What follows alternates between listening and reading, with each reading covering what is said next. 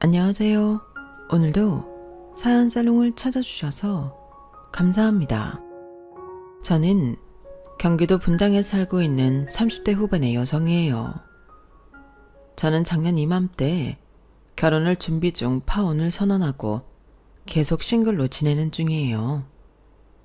나이도 있는데 왜 그랬나 싶은 분들도 계실 거예요. 하지만 제 이야기를 들어보시면 제 심정과 엄마 아빠 마음을 조금은 이해하실 거예요. 남친 어머니가 정말 인성이 개차반이었거든요. 그럼 어떻게 된 일인지 저와 남친의 만남부터 차근차근 이야기해 보도록 할게요. 남친을 만날 당시 저는 한의사로 독립개업을 해서 2년 차였어요. 그전에는 하늘 같은 대선배님의 큰 한의원의 분원에 있었어요. 거기서 많은 경험을 하고 드디어 저만의 한의원을 차리게 된 것이죠. 한의사도 사람의 몸과 정신을 다루기 때문에 공부할 것도 굉장히 많고 학회도 많이 가야 하고 논문도 많이 써야 해요. 그런 걸 해가며 한의원까지 개원하느라 힘들기는 했는데요. 그만큼 보람도 있었어요.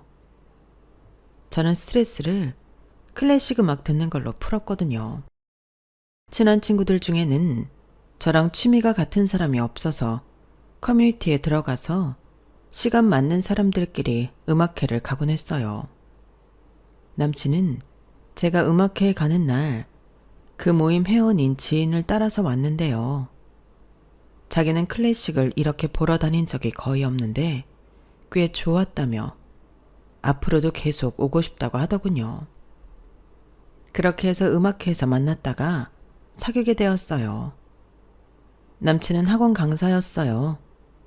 정확히 말하자면 해외로 대학을 가는 아이들 대상인 학원인데 남친은 거기서 중국어를 가르쳤어요.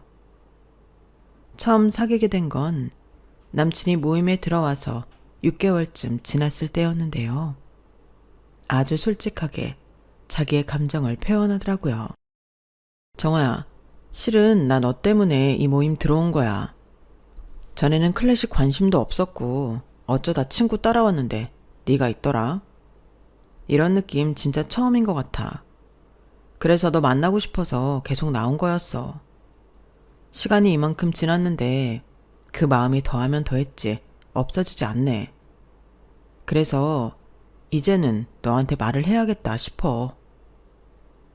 저는 이렇게 직진 고백을 받아본 적이 없어서 좀 놀랍기도 했고 당황스럽기도 했어요.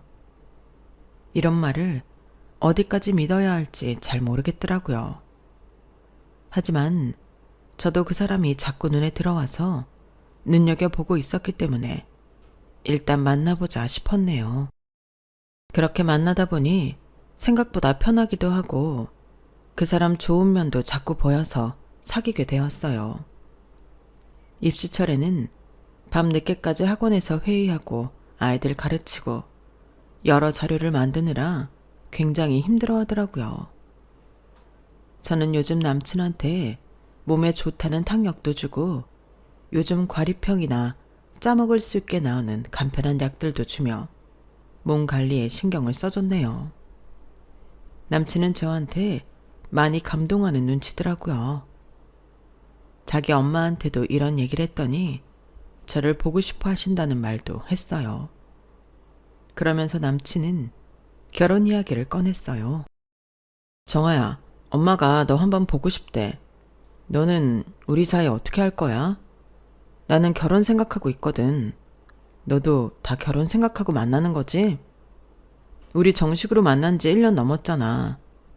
나는 너랑 함께 할 거라는 거에 전혀 의심이 없거든. 너도 나랑 같은 마음이면 좋겠다. 나도 재영이 네가 좋아. 그러니까 이렇게 만나고 내가 해줄 수 있는 건 다 해주지. 그런데 결혼은 꼭 해야겠다고 생각한 적이 없어서 잘 모르겠어. 그거 대학 정하는 것보다 더 큰 일이잖아. 더 신중하고 싶어. 그래, 결혼이 보통 일은 아니지. 인생의 한 꼭지점 같은 거니까. 나도 그래서 많이 생각해 봤어. 나는 너랑 결혼 안 하면 다시는 너 같은 사람 못 만날 것 같아. 너처럼 좋은 직업에 집안 좋은 사람들은 좀 이기적일 거라고 생각했거든. 내가 그 편견이 너를 보면서 깨졌잖아. 나는 정말 진지하게 생각하고 한 말이니까 너도 그렇게 해줘. 그 답이 긍정적인 거면 좋겠다. 이 말을 할 때의 남친은 정말 진지해 보였어요. 저를 어떻게 생각하는지 알 수 있겠더라고요. 그렇다 해도 저는 바로 결혼하고 싶은 마음이 크지 않아서 망설였어요.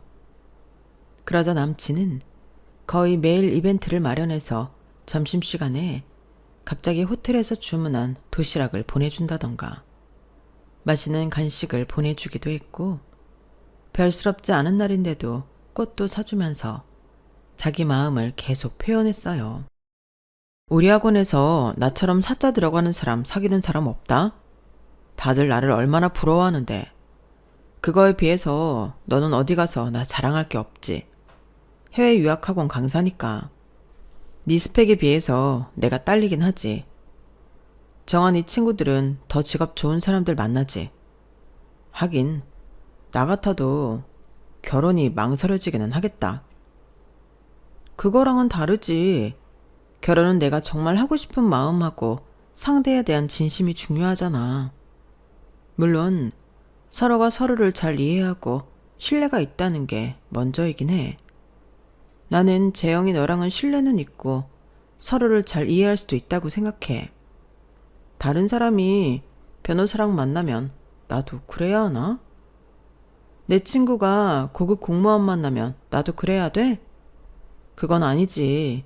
사람은 각자 다 다른 건데. 나한테 지금 필요한 건 내가 이렇게 결혼을 하고 싶은 건가 하는 거야. 네가 싫거나 그런 게 아니야. 싫으면 내가 만나겠어? 무슨 말인지 알 것 같아. 근데 우리 나이도 몇 년 있으면 40이잖아. 결혼할 마음이 없는 게 아니라면 한 해라도, 아니 하루라도 빨리 결정해야 되지 않겠어? 지금은 늦게 결혼하는 사람들 많다고는 해도 그래도 한 살이라도 어릴 때 하는 게 좋잖아. 남친 말도 틀린 건 아니었어요. 하지만 저는 나이가 그렇게 중요하다고는 생각 안 했기 때문에 그 부분은 저랑 좀 달랐던 것 같아요. 그러다 한 번은 남친이 손목이 아파서 저희 한의원에 와서 침을 맞고 찜질도 한 적이 있었어요. 시간이 한의원 문 닫을 시간이라서 남친을 제일 마지막에 해주고 직원들 퇴근한 다음에 둘이 같이 나왔네요. 그때 아빠가 대걸레로 건물 1층 로비를 청소하고 있었어요. 제가 아빠한테 남친을 소개하려고 했는데 남친이 전화를 받으며 바로 나갔고 아빠는 관리인이 불러서 이야기를 하는 바람에 타이밍을 놓쳤고요. 사실 아빠는 제 한의원이 있는 건물 사장이에요. 한마디로 건물주죠. 한의원이 있는 건물 말고도 아파트 2채가 더 있었고 아빠 고향에 선대로부터 물려받은 땅도 꽤 있었어요. 과천 쪽에 고급 빌라도 있었고요. 젊을 때 대기업 건축회사를 다니셨고 그러다가 퇴사하고 건축업을 하셨거든요. 해외 리조트도 많이 짓고 하셨는데 너무 무리하시다가 허리가 안 좋아지셔서 은퇴하시고 갖고 계신 건물들 관리하시며 지내세요. 저나 엄마 그리고 언니는 그냥 아무것도 하지 말고 쉬라고 해도 그게 건강에 더 나쁘다며 일주일 내내 순번을 정해서 건물들을 다니며 관리하셨어요. 남친이 한의원에 온 날이 바로 그 건물 순서였던 거고요. 저는 집에 가서 아빠한테 오늘 저랑 같이 있었던 남자 못 봤냐며 이야기를 시작했어요. 그랬어? 아빠는 눈치 못 챘네. 아까 관리소장이 전기시설 손봐야 된다고 하길래 그 이야기 하느라 정신이 없었어. 아빠, 언제까지 그렇게 일일이 직접 쓸고 닦고 할 거야. 건물이 작은 것도 아니고. 나 있는 데만 해도 7층짜리 대형 건물인데 아빠 허리도 나빠지면 어떡하려고 그래. 나중에 남친하고 인사하러 왔을 때 제대로 앉지도 서지도 못하는 모습 보여주고 싶어? 제 말에 엄마가 놀라며 끼어들었어요. 어머, 정아 너 결혼할 남자 있는 거야? 어떻게 그동안 말 한마디 없었어? 음악회 간다고 나갔던 게 혹시 남자 만났던 거니? 음악회 갔던 거 맞아. 그러다가 만난 거긴 하고. 뭐 그쪽에서 결혼을 진지하게 생각해달라고 해서 나도 고민 중이야. 그래? 고민이 되는 거면 뭐 마음에 안 드는 거라도 있는 거야? 엄마도 알잖아. 나 그렇게 결혼 깊이 생각 안 했던 거. 걔가 좋긴 한데 사실 나도 결혼하고 싶은 마음이 있으니까 고민하게 되는 것 같아. 제 말에 아빠가 말씀하셨어요. 그래, 다 네 선택이지. 결정하게 되면 말해라. 그런데 지금은 서로 좋기만 하니까 단점 같은 게 안 보일 수 있어. 물론 모든 장점을 보고 그걸 더 키워야 하는 건 맞지만 사람 관계에서는 내가 싫은 걸 받아들이는 게 정말 어렵거든. 그것도 평생 같이 할 사람이라면 더 그렇지. 그러니까 결혼 준비를 하게 되더라도 좀 객관적으로 보려고 노력해봐. 그럴 때 보이는 단점들을 네가 수용할 수 있을지 다 품고 살아갈 수 있을지 그게 중요하다.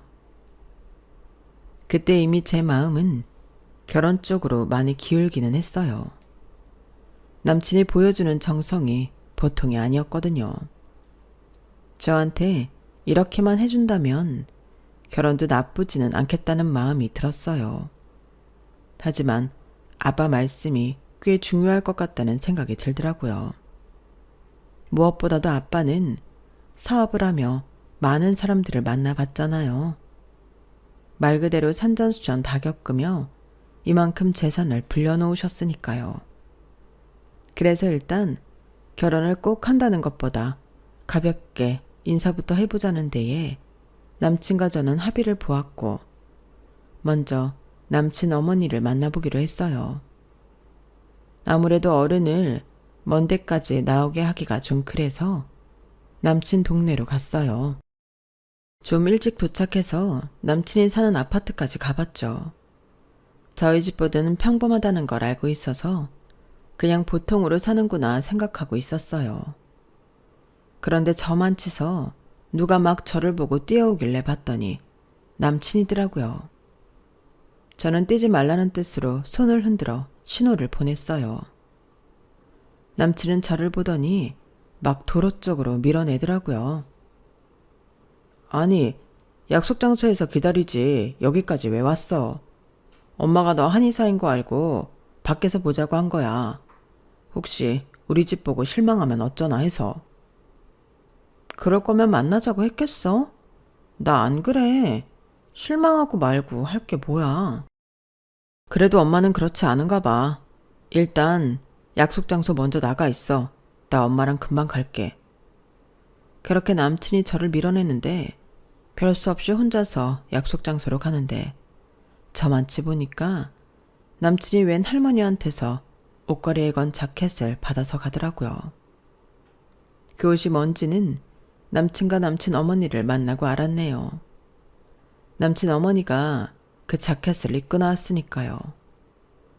저를 만난다고 빌린 것 같았어요. 뭐 나름 사정이 있으니까 그러려니 하고 모른 척 했고요. 아, 우리 재영이가 여자친구 한의사라고 하니까 너무 궁금하더라고. 어쩜 얼굴도 이쁜데 한의사고 우리 재영이도 그렇게 잘 챙긴다며? 재영이가 일 많이 하느라 힘든 것 같아서요. 유학 가는 애들 가르치는 거 정말 신경 쓸 것 같아요. 학부모들 이야기도 다 들어줘야 하고 학생들 성적도 올라야 되잖아요. 맞아, 맞아. 다들 우리 재영이 유학학원 강사라고 하면 거저 돈 버는 줄 아는데 절대 아니거든. 그걸 아네, 우리 정아는? 우리 정아라고 부르는 게 좀 어색하기는 했지만 어른이 기분 좋아서 하는 말이니 그냥 웃고 넘어갔어요. 우리 정아, 재영이만 챙기지 말고 나도 좀 챙겨줘. 나 요새 기력이 딸리는 건지 쉽게 피곤하고 잠을 자도 일어나도 개운하지가 않네. 너무 힘든 거 있지? 네, 기가 허해져서 그러실 수도 있고 정확한 건 맥도 짚어보고 검사를 해봐야 하니까 언제 한번 오세요. 제가 잘 봐드릴게요. 그 약값은 어떻게? 아이 참, 엄마 당연히 약값 내야지. 무슨 말을 하고 있어? 아니야 재영아, 괜찮아. 어머니 그냥 오세요. 제가 그 정도는 해드릴 수 있어요. 아우 이러니까 다들 사짜 며느리 보고 싶어 하나 봐. 어머 내 친구들 나 때문에 배 아파서 아주 죽으려고 하겠네. 아우 생각만 해도 재밌어. 얼른 만나서 말하고 싶다. 나 한의사 며느리 본다고? 남친 어머니는 저와 남친이 결혼한다고 철석같이 믿고 있는 것 같았어요. 남친은 당황해서 제 눈치를 봤지만 저는 뭐 크게 개의치 않았어요.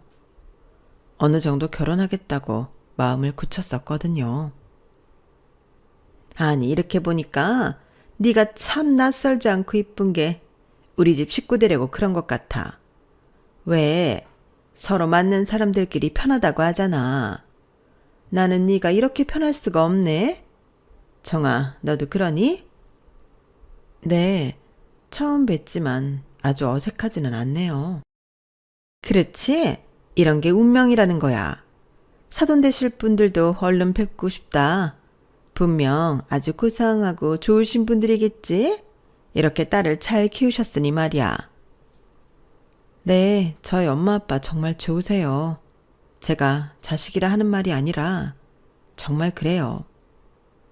그렇게 나름 화기애애한 시간을 마치고 남친은 저를 바래다주며 이렇게 말했어요. 엄마가 너무 부담 준 거 아니지? 아직 너 마음 결정도 안 했는데 며느리라는 둥, 사돈이라는 둥 그랬잖아. 내가 뵈러 온다고 하니까 결혼 결정했다고 생각하실 수 있지. 뭐 나도 많이 긍정적으로 되긴 했어. 그래서 말인데 재영이 너도 우리 부모님 만나러 올래? 내가 오늘 여기 온다고 하니까 너 만나고 싶다고 하셨어. 정말이야? 너 결혼 생각 있는 거지? 그럼 나도 당연히 뵈러 가야지. 남친은 입이 기밑까지 걸려서 너무 좋아했어요. 그걸 보니 나를 이렇게까지 좋아하는데 결혼 안 하면 후회할지도 모른다는 생각이 들더군요. 그리고 한 주가 지나서 휴일날 남친이 저희 집에 오게 됐어요. 엄마는 새벽부터 수산시장에 직접 가서 생선도 사오시고 손수 많은 요리를 준비하셨어요. 말 그대로 상다리가 부러질 정도로 잘 차리셨어요. 아빠는 정장을 입고서 선물을 들고 찾아온 남친을 따뜻하게 맞아주셨어요. 식사를 하는 중에는 별다른 말씀 안 하시고 가볍게 세상 돌아가는 것에 대한 말씀을 하시고 남친의 생각을 들으시더라고요. 후식까지 다 먹고 나서야 아빠는 본격적으로 이런저런 이야기를 하셨어요. 남친이 자신의 일에 대해 어떻게 생각하는지, 살면서 가장 중요한 게 어떤 건지, 뭐 그런 가치관이나 사고방식 같은 걸 물어보시더라고요. 남친은 긴장하면서도 나름 열심히 대답했고요. 저는 그 모습을 보고 결혼해서 잘 살 수 있을 것 같아서요. 남친과 아빠가 미래에도 이렇게 앉아서 서로 이야기를 주고받는 모습이 그려졌거든요. 남친이 가고 난 후에 아빠는 저한테 이렇게 말씀하셨어요. 정아야, 내가 말했었지? 한 발 떨어져서 객관적으로 보라고. 결혼 날짜 잡아도 마찬가지다. 네가 정말 함께 잘 해나갈 수 있는 상태인지, 그동안 못 본 게 있는지 살펴봐야 돼. 알았어, 아빠. 나는 재영이랑 아빠가 오늘처럼만 지낼 수 있으면 괜찮을 것 같은데. 아빠 말대로 할게. 같이 사는 건 내가 아니라 너잖아. 너랑 살 때 불편한 게 최소여야지. 알았지? 아빠는 제가 결혼하겠다고 마음 굳힌 걸 눈치채시고는 이렇게 당부하셨어요. 그때는 그 말씀을 흘려드렸고 저와 남친은 결혼을 결정했어요. 상견례 날짜도 잡았고 남친과 제가 예산에 맞춰 웨딩 플래너 알아보고 신혼집 알아보고 해야 했죠. 저는 앞으로의 계획을 짜느라 머릿속이 완전 복잡했어요. 이게 결혼하는 거구나 하고 현실로 다가왔고 뭔가 마음이 이상하더라고요. 그러던 중에 남친 어머니가 불쑥 한의원에 찾아왔어요. 예약제여서 갑자기 오신 손님은 접수를 하고 순서를 좀 기다려야 됐는데요. 남친 어머니는 접수대 직원한테 자기가 여기 원장 시어머니라며 바로 들어가도 된다고 했다더라고요. 제가 치료실에서 환자 침을 놓는데 직원이 당황해서 왔어요. 저는 어쩔 수 없이 나가서 남친 어머니를 맞았네요. 원래 순서인 환자가 있는데도 막무가내로 자기 일부러 시간 내서 왔다고 기다리기 힘들다고 하더군요. 아니 뭐가 이렇게 복잡해. 오는 사람 그냥 받으면 되지. 예약이고 뭐고 나는 그런 거 잘 몰라. 얼른 나 먼저 봐줘. 예비 며느리도 좀 보자. 저는 어쩔 수 없이 남친 어머니를 먼저 봐드려야 했어요. 맥을 짚어보고 눈으로 대충 몸을 봐도 큰 이상이 없었어요. 자꾸 피곤하다고 하셔서 그러면 양의에 가서 다른 검사를 해보시라고 했더니 그런 건 아니라며 침을 맞겠다더군요. 예, 왜 금침 얼굴에 놓으면 피부 팽팽해진다며. 너네도 그런 거 하지?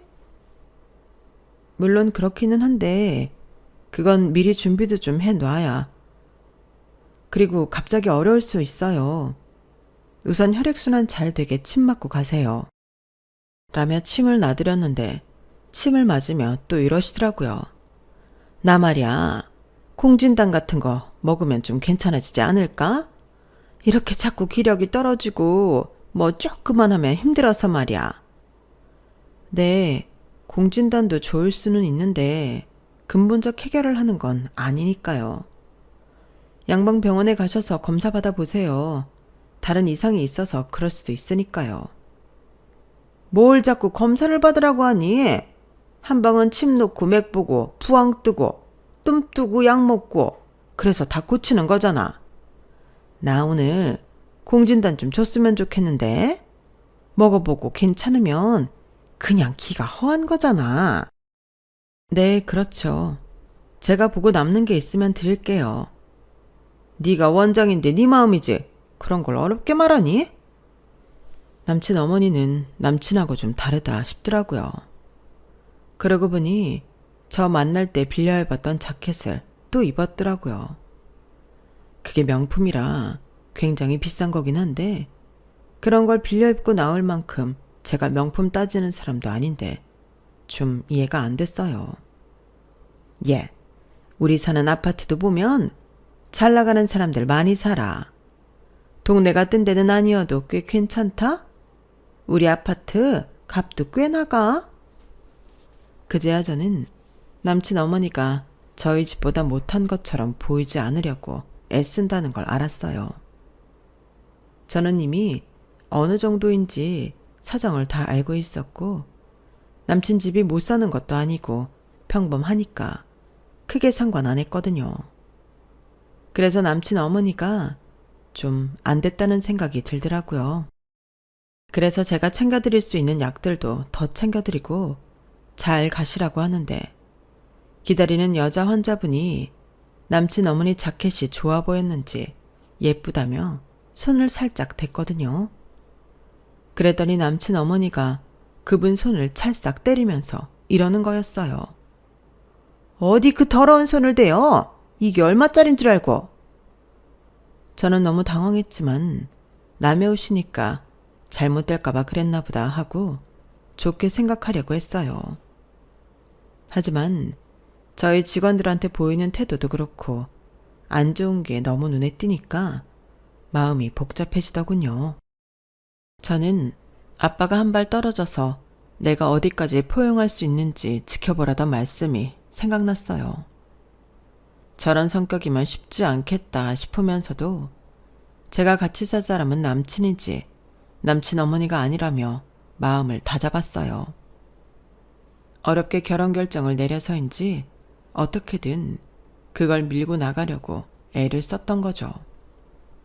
그런데 얼마 후 황당한 일이 생겼어요. 저랑 남친이 반씩해서 신혼집에 들어갈 가구며 가전제품을 장만하기로 했는데 갑자기 남친이 돈이 없다는 거였어요. 돈이 없다니? 무슨 소리야? 우리 가구랑 가전제품 하기로 했잖아. 그게 지지난주인데 그때는 괜찮다고 했으면서 이제 와서 돈이 없다니. 남친은 제 눈치를 보더니 어렵게 실토를 했어요. 그게 엄마가 사돈 댁보다 수준 떨어지는 것처럼 보이면 무시한다고. 우리가 비슷하게 산다는 걸 보여줘야 된다고 하시더라고. 그러면서 차를 좋은 걸로 했으면 좋겠다고. 그래서 엄마 벤츠 뽑아드렸어. 엄마 차가 제일 좋겠대. 너나 장인어른 장모님 만날 때 보이는 게 뽀대놔야지. 집에는 올지 안 올지도 모르는데 집에 좋은 거 해놔서 뭐하냐고. 나는 니네 대단히 잘 사는 건 아니어도 평범하고 먹고 살 걱정 없다는 거 아는데 왜 그렇게까지 하신대? 여자 집이 너무 잘 살면 집에 들어오는 여자도 그렇고 그 집안도 이쪽 무시하기 십상이래. 나도 좀 느꼈는데 저번에 인사 갔을 때 니네 아버지 잔소리 장난 아니시더라.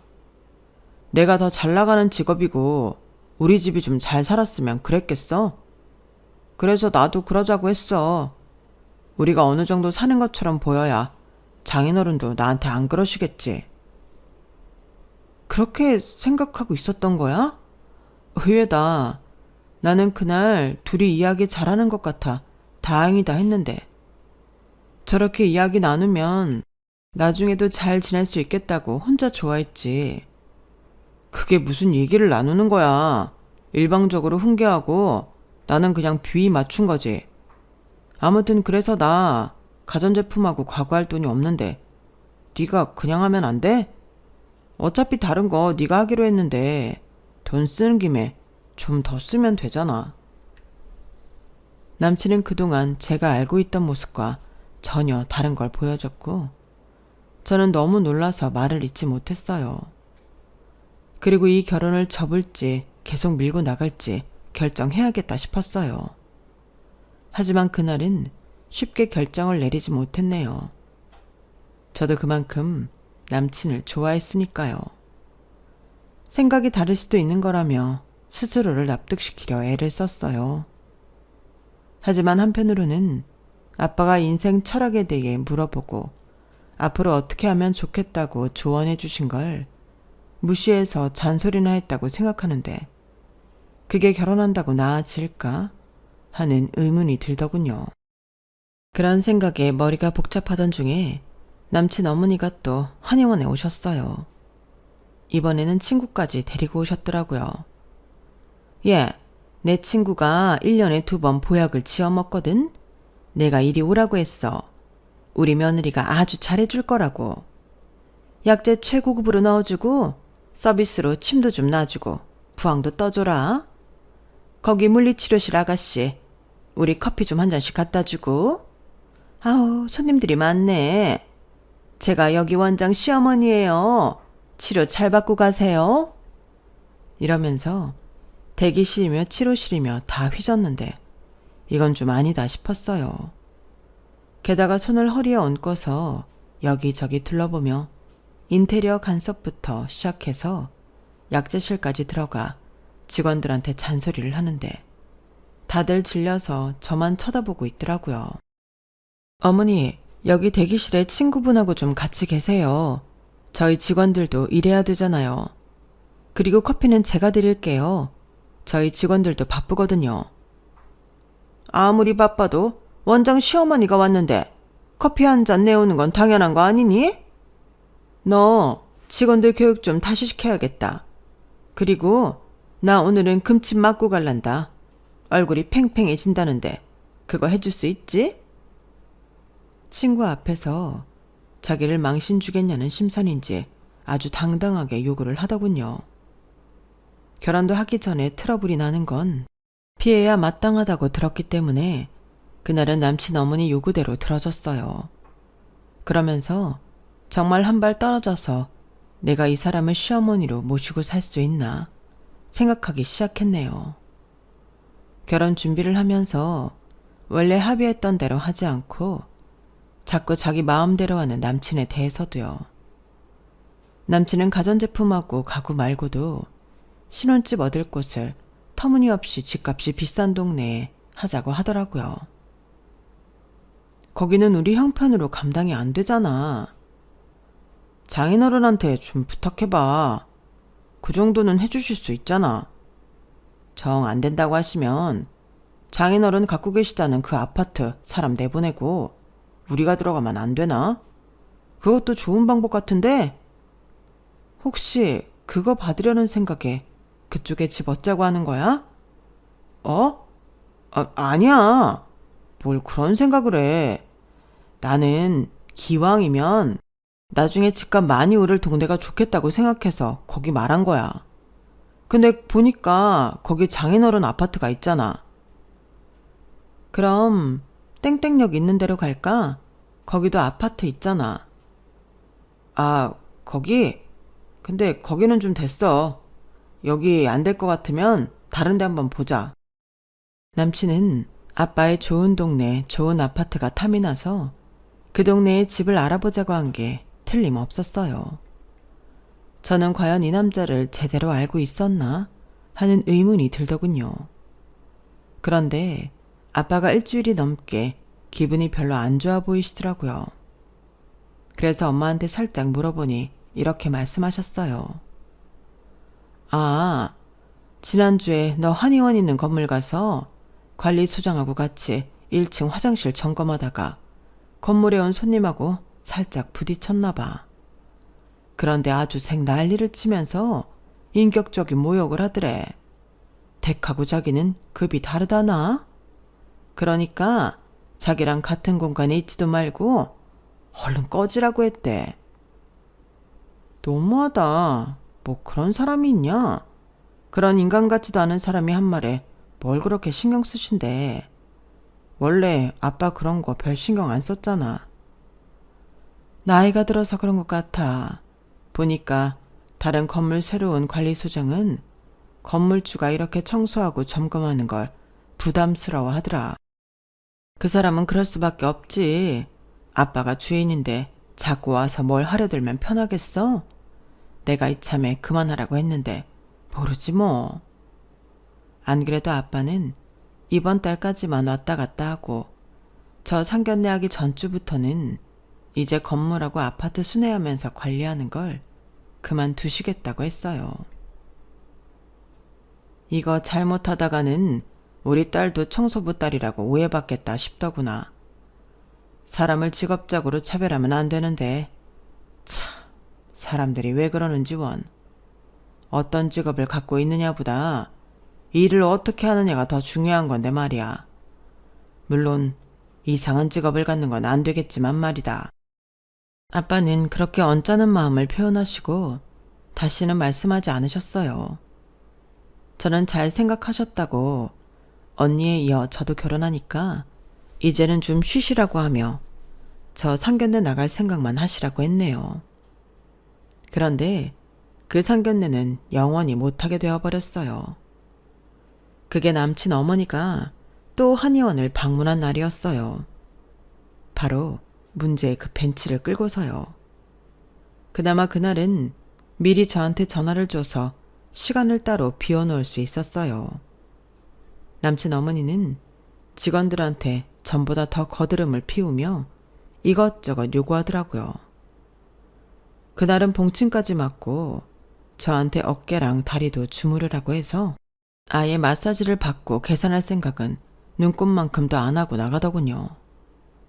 보다 못한 직원 한 명이 저한테 이렇게 말하기까지 했어요. 원장님, 결혼 꼭 하셔야 돼요? 세상에 좋은 사람들도 진짜 많은데. 대답은 안 했지만 저도 이거 진도 더 나가기 전에 접어야 되지 않을까 하는 마음이 들고 있었어요. 그런데 얼마 안 가서 관리실 직원이 저한테 전화를 했더라고요. 빨리 주차장으로 좀 가보세요. 사장님한테 어떤 아줌마가 막 난리치고 장난 아니에요, 지금. 저는 기분이 쎄했어요. 설마 혹시 그 아줌마가 남친 어머니는 아니겠지. 아닐 거야 하며 두근거리는 가슴을 안고 내려갔어요. 왜 나쁜 예감은 틀리지 않는다는 말이 있죠. 아빠한테 호통을 치고 있는 건 남친 어머니였어요. 삿대질을 하며 고래고래 소리 지르는데 들어보니까 아빠가 남친 어머니가 여기 왔을 때 주차를 했나 보더라고요. 그런데 나가려고 보니 약간 벽에 스친 자국이 보였대요. 그것 가지고 이 난리를 치고 있는 거였어요. 당신 당장 무릎 꿇어. 안 꿇어? 나 가만 안 있을 거야. 이 차가 어떤 차인데 당신 같은 사람이 이렇게 거칠게 다뤄? 죄송합니다, 사모님. 저게 그냥 닦으면 지워질 것 같긴 한데 그래도 뭐 도색이나 다른 공정이 필요하다고 하면 영수증 청구하세요. 제가 다 지불할게요. 다 됐고 똑똑한 척 이성적인 척 하지 말고 당장 무릎 꿇고 잘못했다고 빌어요. 이 차 당신 목숨보다 비싼 차인 건 몰라요? 저는 순간 완전 이성이 날아가서 관리실에 있던 야구방망이를 들고 밖으로 나갔어요. 남친 어머니는 저를 보더니 아주 반가운 표정으로 이렇게 말했어요. 야, 마침 잘 됐다. 여기 이 영감쟁이가 내 차에 흠집을 냈지 뭐니? 지난번에 왔을 때도 앞에서 깔짝대더니 아주 끝까지 사람 불편하게 한다. 저는 함부로 짓거리는 시어머니를 지나쳐서 벤츠차 앞에 가서 야구방망이를 마구 휘둘렀어요. 차를 미친 듯이 깨부숴서 앞이 엉망이 되었죠. 그걸 본 시어머니는 말도 제대로 못하고 얼굴이 하얘졌더군요. 저는 분이 안 풀려서 씩씩대다가 아빠 주머니를 뒤져 거기에 있는 명함을 시어머니 면전에 집어 던졌어요. 여기로 차 수리 비용을 청구하든지 아니면 차 다시 사내라고 하든지 알아서 하세요. 그 돈 내가 줄 테니까. 저는 그러면서 아빠 손목을 끌고 건물 안으로 들어갔어요. 뒤늦게 아빠 명함을 확인한 시어머니는 어느새 저희를 따라와 저희 앞을 막아서더라고요. 저기 그러니까 이분이 너 정아 아버님이셔? 사돈 어른이야? 아니 왜 사장님이 이런 허드렛 일을 하셔서. 죄송합니다 어르신. 정아 아버님인 줄 알았으면 안 그랬죠? 아니 그러게 왜 돈도 있는 양반이 이런 일을 하세요? 사람들한테 무시당하기 딱 좋잖아요. 그리고 정아 너도 성격 보통 아니다. 아무리 그래도 그렇지 어떻게 차를 저 지경으로 만들어 놓니? 그 차 대개 아들이 신혼 혼수 반반씩 하기로 했던 돈으로 산 거야. 그건 알아요? 아줌마 그냥 돈 청구하고 다시는 보지 맙시다. 내가 정식 결혼한 것도 아니고 혼인신고한 것도 아니고 그냥 이대로 끝내는 게 피차 좋을 것 같아요. 청아 너 내가 네 아빠한테 그래서 속상했니? 그런데 그런 상황은 누가 봐도 사돈어른이 무시당할 만한. 주차를 하고 화장실 점검을 하고 있으면 무시당해도 되나요? 그런 게 어딨어요. 저는 하는 일 가지고 그러는 분 시어머니로 못 모시고 살 것 같아요. 그리고 저희 눈앞에 당장 중요한 일들을 처리하기로 해놓고 자기네 집 있어 보여야 된다며 돈을 쓰는 재영이하고도 잘 살기 힘들 것 같고요. 아니 살고 싶지 않아요. 결혼은 없었던 걸로 하고 여기서 접죠. 벌써부터 이 말을 하고 싶었는데 저는 나름 좋게 보려고 노력했거든요. 근데 아닌 것 같아요. 저한테 차 얼마인지 문자 보내세요. 제 번호 아시잖아요. 그리고 제가 아빠와 엘리베이터에 타려고 하자 남친 어머니는 아빠 앞에 무릎을 꿇고 싹싹 빌었어요. 사돈어른 제가 잘못했습니다. 제가 미처 몰라서 큰 실수를 했어요. 부디 마음 푸시고 정화한테도 잘 말해주세요. 제가 정화한테 부탁했던 게 하나 있죠. 평생을 같이 할 수 있는 사람들인지 객관적으로 보고 판단하라고. 그런데 못하겠다고 하지 않습니까? 저도 이런 식으로 사람 위에 사람 있고 사람 밑에 사람 있는 집에 딸 보내고 싶지 않습니다. 살다가 무슨 일이 생길지 모르는데 혹여 우리 집 재산이 떨어지고 나면 우리 딸한테 어떻게 할지 누가 알겠습니까? 아우, 아니에요, 사돈. 이런 건물이 2채씩이나 있고 아파트도 있는데 망하긴 왜 망해요? 사돈, 제가 잘못했습니다. 재영이 어머님은 뭐가 문제인지 정말 모르시는 것 같군요. 그만 돌아가십시오. 아니면 제가 관리소장한테 말해서 나가시게 만들 겁니다.